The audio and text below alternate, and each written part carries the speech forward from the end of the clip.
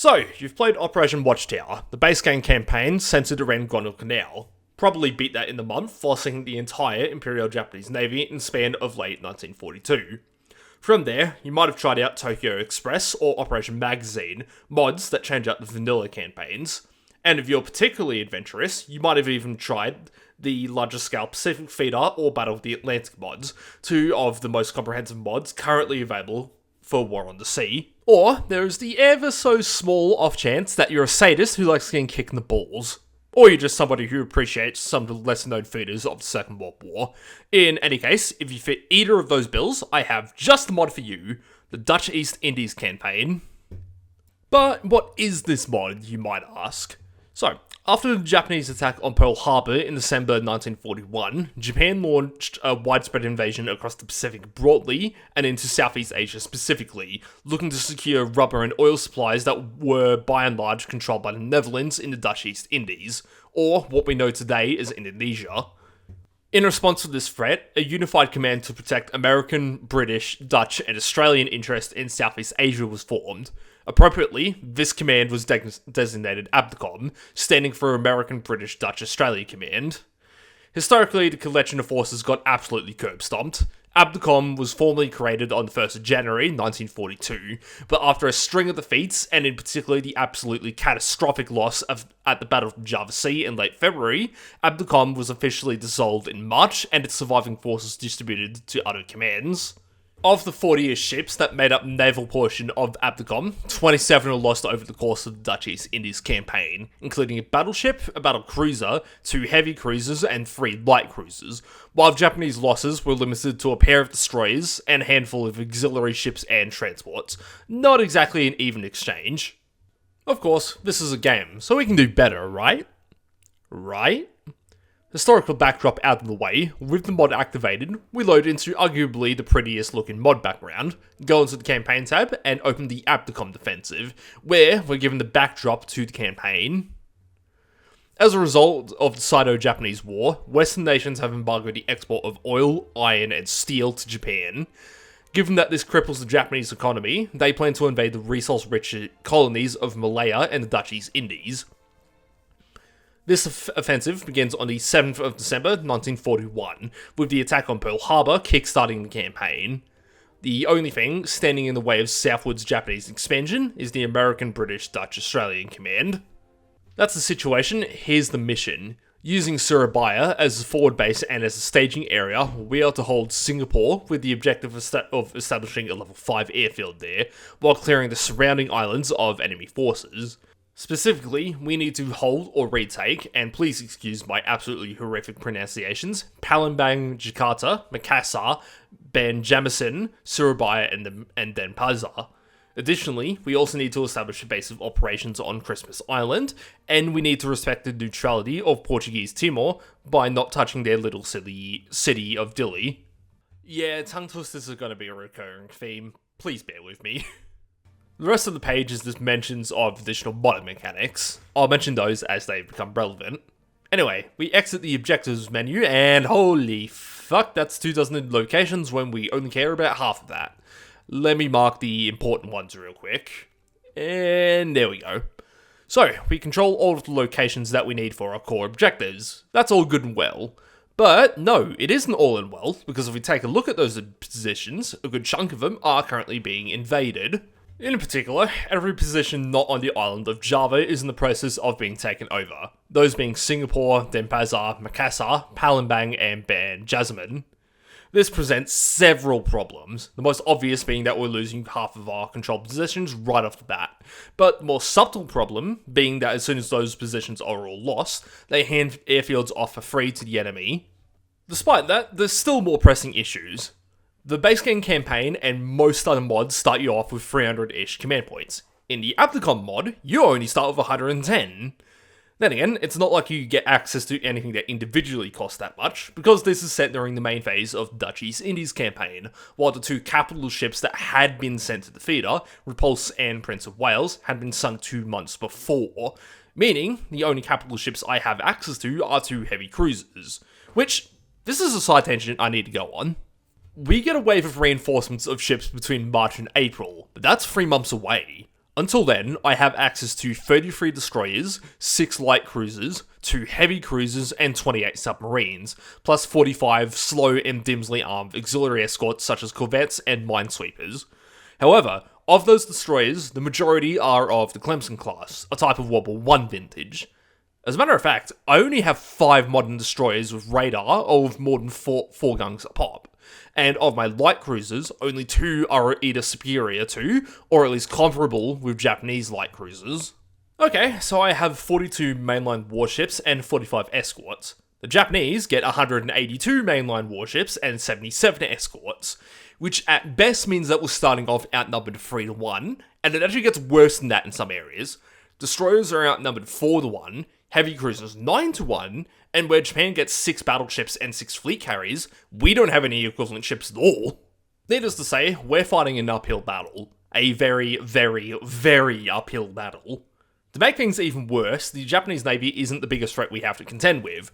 No. The Japanese Army Air Force is by far the most formidable foe we'll have to fight.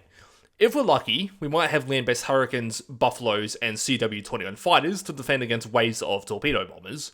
If we're unlucky, we're completely on our own, while A6M Zeros and Key 43 Oscars sanitize the sky for torpedo bombers and dive bombers. Yeah, can you see why this is one of the hardest mods available for War on Sea yet? But enough of my bitching and meandering. Where do we even begin to salvage this clusterfuck? To start off, I'm very quickly establishing the bomber airfield at Sugasari. This has a squadron of 6 B-17s that I need to be very fucking careful to preserve. Once those aircraft are lost, they cannot be replaced. Aside from that, I know from previous experience playing the mod that the biggest threat to my air forces is going to be from enemy aircraft. To that end, I'm procuring the only 2 ships that can destroy enemy bases, the heavy cruisers USS Houston and HMS Exeter. Designated Tarsos Aegis, the cruisers were summoned at Darwin, well down in the bottom right of the map.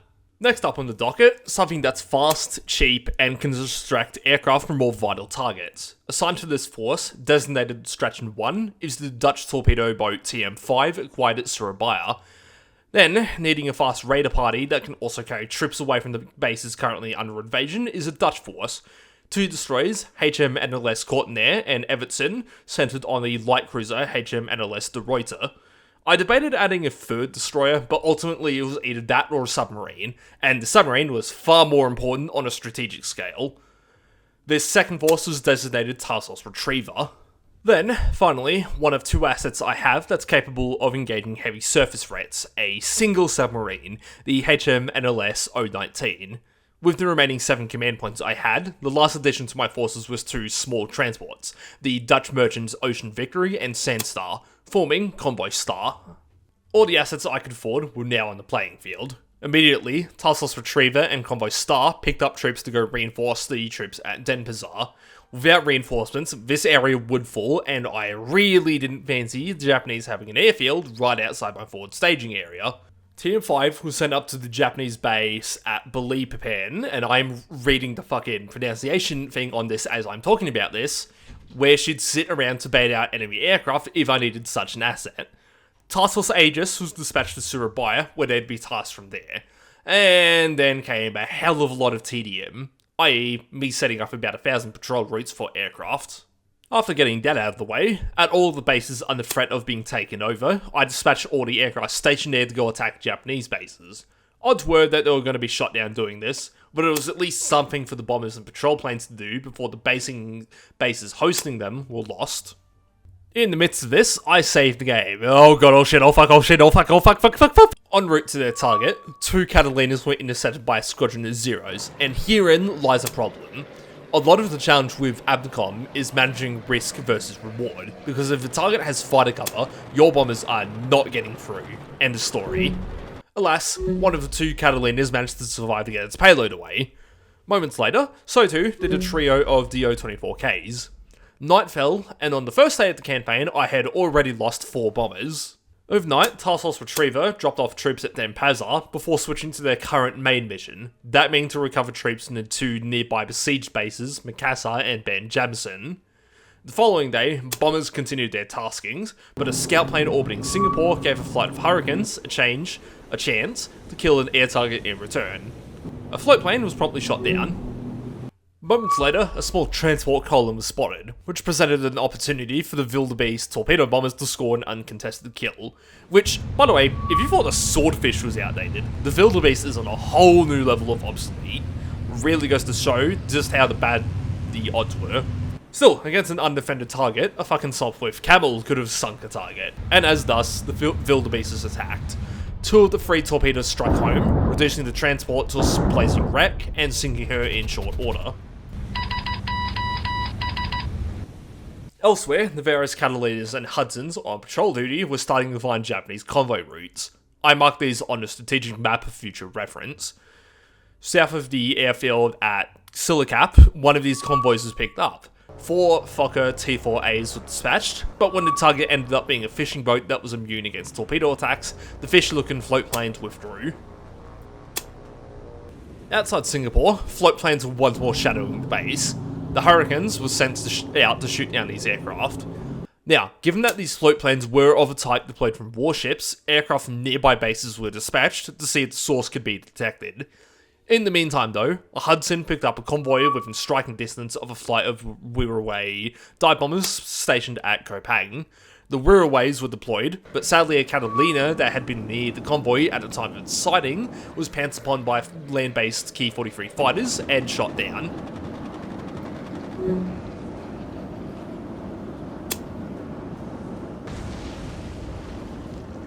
For the loss of the aforementioned flying boats, the Wirraways found and attacked the convoy, a tanker escorted by a small auxiliary.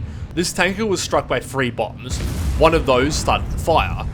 This fire quickly grew aboard the extremely flammable transports, and after about 5 minutes the blaze grew out of control, the resulting secondary explosions sinking the tanker. A little later on, a patrolling Do-24 picked up a Japanese surface force due north of Jakarta. The Submarine 019 was nearby, but couldn't get into position to intercept this force, and as thus continued northwards to Singapore. Entering tactical mode, this group turned out to be a scouting force, centered on a seaplane tender, and escorted by a heavy cruiser, a light cruiser, and a handful of destroyers. The Do-24 then had to rather precariously run away from a squadron of floatplane fighters chasing after her, just barely running down the clock before they got into gun range. Just after the cessation of air operations, Convoy Star dropped off its troop complement at Denpasar before tracking northwards to Ban Jasmine to recover troops there. Task Force Retriever mirrored the convoy's actions and followed closely behind. As the sun rose on the 3rd of February, Task Force Aegis with its 2 heavy cruisers had arrived in the area and was now available for taskings. Ultimately, they were ordered to hold at Surabaya. While they could conduct bombardments, they would have to return to Darwin to rearm since Surabaya didn't have fuel or engineering supplies to equip the heavy cruisers, and the threat of surface forces in the area was a bit more pressing, especially when there were still 5 days on the week to go. While the various groups were in transit, Convoy Star was picked up by scout planes. This was extremely problematic. Not only did it mean that bomber squadrons were almost certainly on their way, it also meant that there was a surface force somewhere in the vicinity. Fighters were dispatched to cover the convoy, but ironically it wasn't the convoy that ended up being targeted, it was Task Force Retriever. The lack of radar on the Dutch ships meant that I didn't see the attackers coming until they were uncomfortably close. A squadron of bomb-armed float planes attacked the destroyers Courtenaire and Everton. Courtenaire was set on fire by a near miss, but Everton took a hit that knocked out an engine. The lack of air search radar also made it problematic for the Iraqi fighters to intercept the bombers. 3 were shot down, but the others were able to withdraw. Sometime later, fighters then showed up over the Dutch ships. None of my fighters could compete with their Japanese counterparts, so the orbiting CW-21s and Hawk 75s were ordered away. As it turned out though, the fighters in question were just floatplane fighters armed with bombs. Pieces of shit that they were, they still outnumbered my own fighters, and I didn't feel like risking it. Oddly enough, the ships managed to shoot down 2 of them without taking any damage.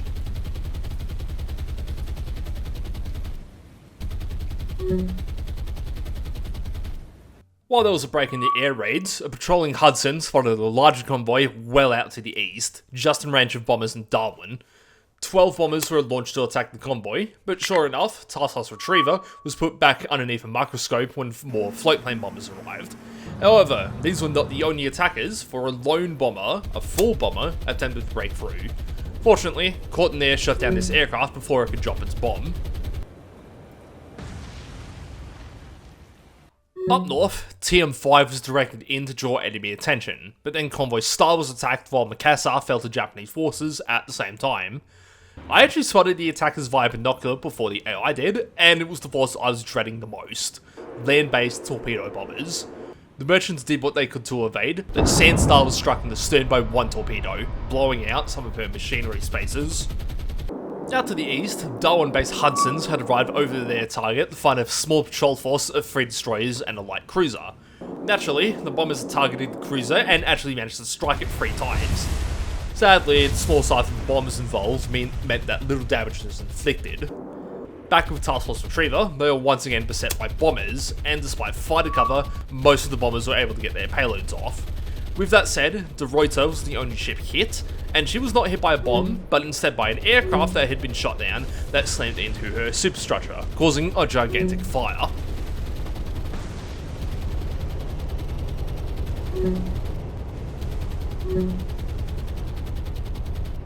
Elsewhere, Jakarta was attacked by bombers that Hurricanes were scrambled to defend against. Infuriatingly, while one of the 6 bombers was shot down, 3 Hurricanes were trashed in return, causing a very annoyed me to withdraw the remaining 3. Moments after this attack though, the O-24 spotted what looked like a carrier group in the Java Sea. In response, nearly every fighter and bomber available in the area would dispatch to attack this formation. Enemy fighters forced the engagement to begin early, where it turned out that the carrier group was most likely a bombardment force, with a seaplane tender, an escort carrier, 2 heavy cruisers, and a battlecruiser, plus a dizzying array of destroyers in tow. The Congo-class battlecruiser at the middle of the formation immediately became the priority target for the bombers. A handful of fighters were present to defend the fleet, but the Hurricanes and Buffaloes went in to distract these fighters while the bombers attacked. The first force in were 4 Martin 166s, which flew into a hornet's nest worth of AA and attacked, losing 2 of their numbers in the process. Their bombs failed to connect, so next in were the 6 B-17s. Keep in mind that these bombers, specifically, can't be replaced. The first flight bombs missed, but the second scored 1 hit with a 1-ton armor-piercing bomb on the main deck next to the bridge. This caused significant damage and started the fire, but it seemed that the battlecruiser was still combat effective. That left the last wave of attackers, 2 Hudsons. These pairs scored 1 hit, but given that it impacted the armor belt of the Congo, it did very little damage. With all bombs expended, the bombers withdrew from the combat area while the lone surviving Hurricane orbited to observe the enemy group. Unfortunately, it appeared that the fires on the Congo were being brought under control, so the Hurricane was directed to leave. However, I noticed that one fire had spread aboard the ship, which had me interested enough and maybe send back the Hurricane to get eyes back on the battlecruiser. As it turned out, the fires were not under control and actually seemed to be spreading onto the ship's deck and superstructure. It didn't take long to realise why. The ship was moving at near full speed, fanning the flames across the ship and preventing the damage control crews from extinguishing existing fires before more fires broke out. Soon, compartments destroyed as secondary explosions rocked the battlecruiser, and the fires really started to burn out of control, spreading to the bow of the ship. A string of explosions started knocking out boilers, cutting the Congo's speed in half before the coup de grace was delivered in the form of the Congo's foremost magazine detonating as a result of fires, tearing off the front end of the ship from number 2 turret forwards. This detonation doomed the ship, and she sank almost immediately afterwards.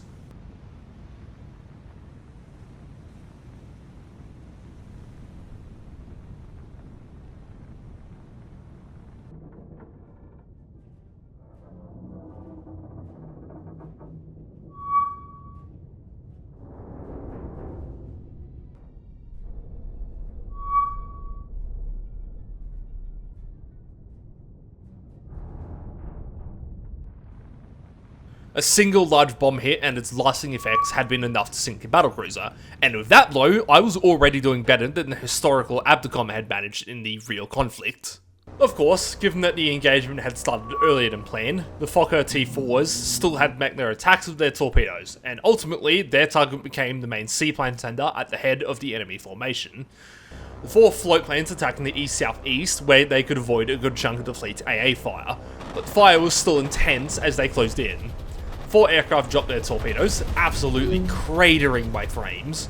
Unfortunately, all 4 Fokkers were lost, but 2 of them ended up crashing into the seaplane tender, starting a massive fire right before the ship was then struck by 2 torpedoes.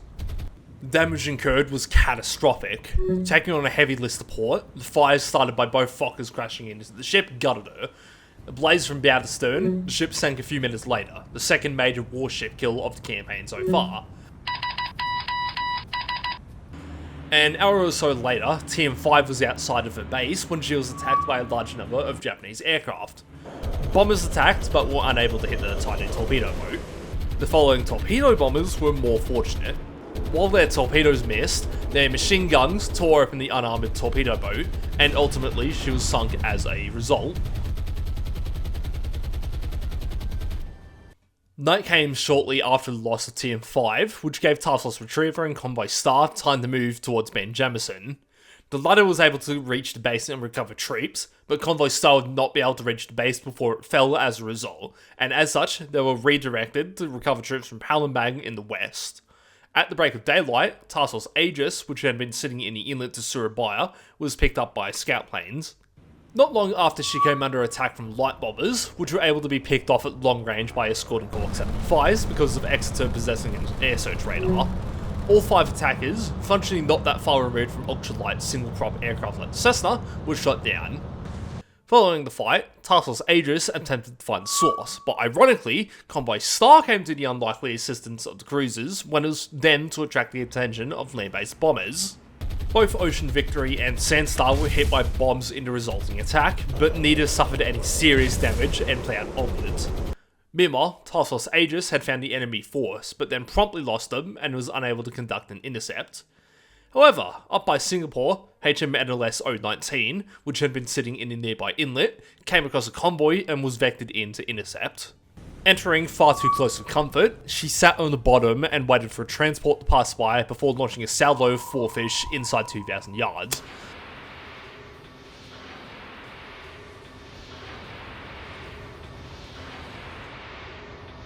Having been tipped off by the presence of a submarine, the transport accelerated the way, but a single torpedo caught her stern end, breaking the propeller shaft and bringing her to a slow. I couldn't check if the ship was sinking with destroyers looming overhead, so the submarine withdrew. Knowing that the convoy would still be forging ahead, Singapore's wildebeests were sent out with torpedoes while O-19 made another attack, this time with a spread of 6 torpedoes. Sadly, these failed to score any hits, but the convoy dropping out of formation allowed the wildebeests to attack freely, slamming one of the large troop transports. One of the torpedo bombers was lost, but 3 hits had been scored, which was enough to sink the vessel. Now that I had 18 command points, the smart thing to do would have been to save up for the USS Langley, which carried a squadron of Catalinas armed with torpedoes, or to have bought transport ships to run supplies from Darwin to Surabaya. So of course I bought a pair of expensive destroyers, HMS Javelin and HMS Express, to form Task Force Runner. The following day, on the 5th of February, Task Force Aegis, Task Force Retriever and Convoy Star were all in transit towards Palembang. While the groups were moving, Denpasar had somehow fallen, even though there were a good 2,000 troops there.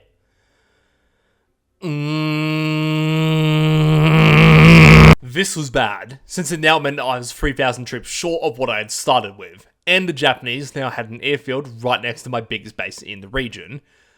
Given that I no longer had any time-sensitive objectives, Convoy Star was directed to Singapore to see if anybody could be recovered from there, but immediately after changing course, they were bumped by a submarine.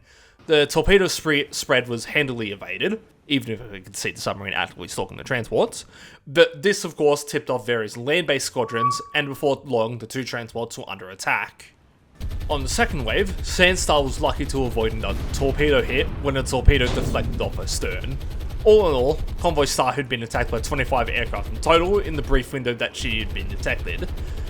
Given how easy it was to be spotted in this particular stretch of water, it was not feasible for transports to be operating here, and so Convoy Star was ordered out of the Java Sea via the Sundra Strait.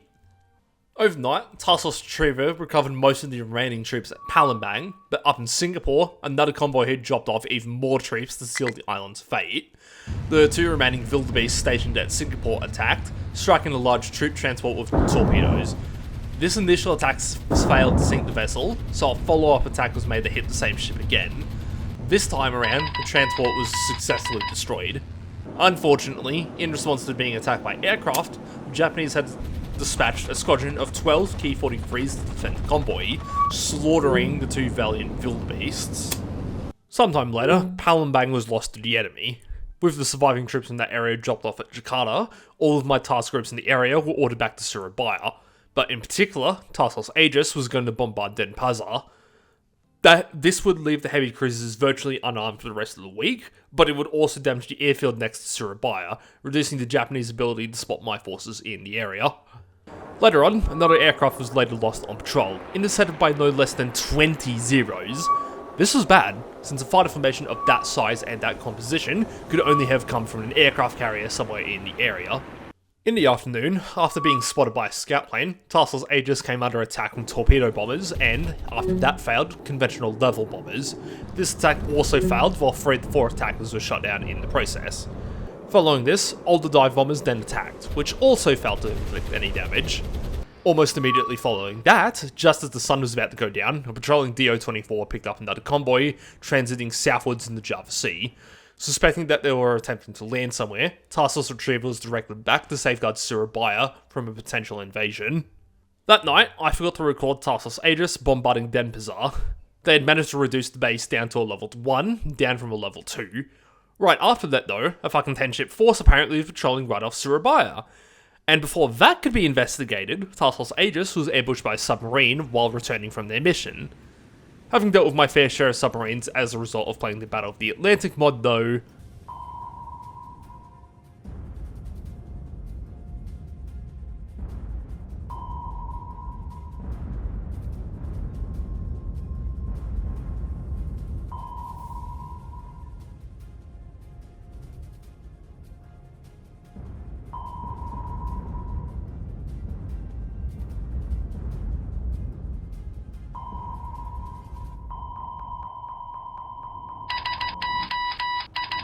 this threat was promptly dealt with. As soon as air operations began for the day, bombers were sent out to find those ships. The force that I had spotted was nowhere to be seen, but a little later on, the convoy that had been spotted the previous night showed up just outside the northern inlet to Surabaya. This was bad. If Surabaya fell, it was effectively game over. And thus, despite the risk I was taking by sending in my entire force at once, this invasion had to be stopped. B-17s from Singhasari were launched to make an attack, but none of their bombs hit. A flight of M139s were also launched, but these were intercepted before making it to the target by that gigantic squadron of 20 Zeros. A DO-24 found a carrier group launching these aircraft, but nothing could be done about it because the ships of Task Force Aegis and Retriever had encountered the enemy convoy. Things did not start off well. Having rearranged their formation to fit through the little canal, Exeter and Everton ended up beaching themselves in the inlet, which delayed both ships in getting into the fight. However, the rest of the force got out through the breach and focused their fire on the escort screen of the convoy, starting with the light cruiser Tenryu. Task Force Aegis split into 2 groups. Express, Courtenay and Houston split west, while Javelin, De Ruyter and Everton split east. Now able to maneuver, the ships put their broadsides to the Japanese and fired while the destroyers loosed off torpedo salvos towards the body of the Japanese escorts. By this point, the Tenryu was getting battered and suffering from major fires, but Courtenay had also been hit and was forced to stray out of formation to deal with her own fires that had broken out on stern. After the Tenryu burned down and sank, gunfire shifted to the destroyers, in particular the Kamikaze and Fubiki now leading the enemy force. With this slugfest closing to almost a bare 5,000 yards, both sides were exchanging hits, but the Japanese were definitely receiving the worst of it, with the Kamikaze being worked over by repeat hits, and the Fubiki being torn in half by a magazine detonation.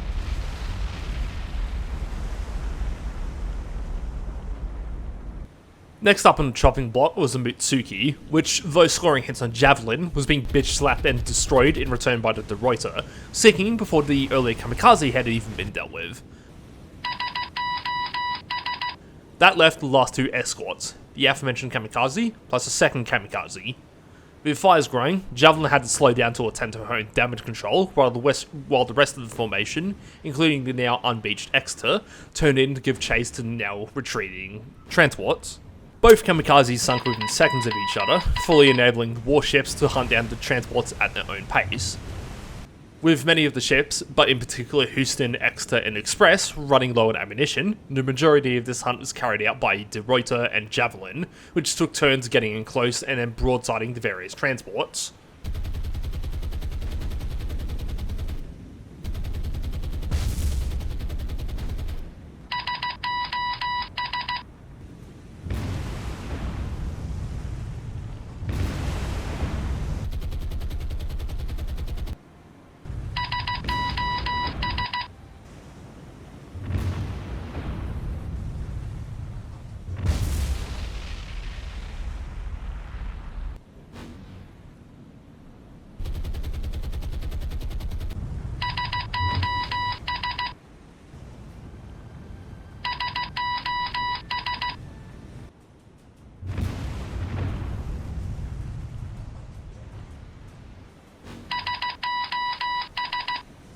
Ten ships. In one single engagement, more Japanese ships had been sunk than in the entire real-world Dutch East Indies campaign. But of course, with a Japanese carrier group present in the area, a retaliation strike was soon to follow in the form of 18 VAL dive bombers. Despite air cover being available, Houston, Exeter and Javelin were all hit. The damage to the heavy cruisers was inconsequential, but Javelin suffered having an engine destroyed, which reduced her top speed. And of the 18 bombers, 7 of them were shot down.